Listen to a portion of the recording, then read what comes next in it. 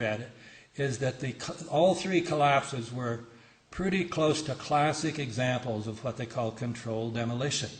When dynamite or some kind of explosives are placed throughout the building at all the crucial points, and then they put them on a computer and they bring them down in a certain order, and therefore the building comes straight down so it doesn't fall on these other buildings, and they come down in virtually free fall speed.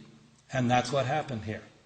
All three buildings. You can see them on all sorts of places on the website. You don't see them on TV anymore. They showed them the first night, and Dan Rather, you know, bless his soul, comes right out and blurts out the truth. He says, "Boy, that looks just like controlled demolition."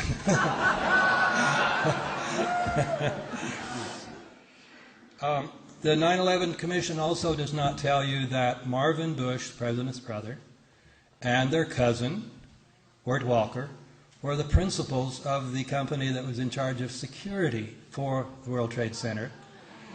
They don't,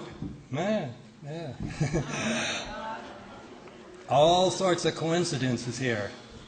They also don't tell you that there were many reports of people who worked in the building saying, you know, we got a shutdown order, so for 3 days we couldn't go in the World Trade Center. There were engineers coming in and out. We didn't know what.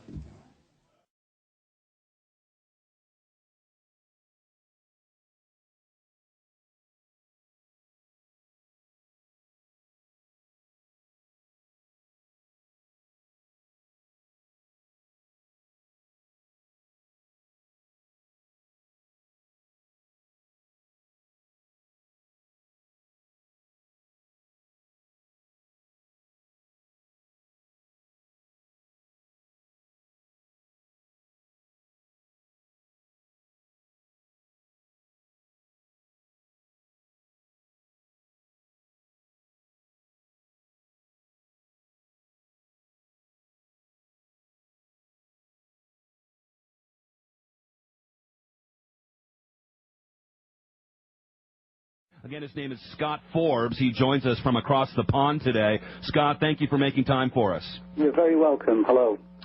Let's see, where do we start here? We don't have a lot of time, but I think what we should do first off is, just tell us maybe what the atmosphere was leading up to 9/11, exactly what your job was and what you did there in the World Trade Center towers. Sure. I worked for, as you said, Fiduciary Trust in the South Tower. I was based on the 97th floor, where our data center was. About 3 weeks prior to 9/11, our company, along with many others in the towers, were given notice that there was going to be a power down in the top 50% of floors in the southern tower. This was unprecedented. As you can imagine, a lot of financial institutions in the building, and to have a complete loss of power meant a complete loss of systems. And for an organization like my company, it was truly extraordinary. I mean, people probably scrambling as soon as they could to secure their systems before the power down. Yep, that was part of the deal. Had there been, let me, because for the sake of time, I want to keep this moving as much as possible, Scott. Had there been any power downs like this? Again, you were notified by the Port Authority there'd be a 36-hour power down at the top half of your tower. Had there been anything like this prior to this particular power down, and exactly give us a time frame of when you were notified about the power down as related to 9/11. What was the date of the power down, and had there been one prior to this? Okay, the power down was on the Saturday and Sunday prior to 9/11, so that would have been the 8th and 9th of September. We were given 3 weeks notice. It was relatively a short time notice period to make all the preparations needed, and it was unprecedented. We'd never experienced a power down in the towers as far as I am aware. I had worked in the towers from 1998.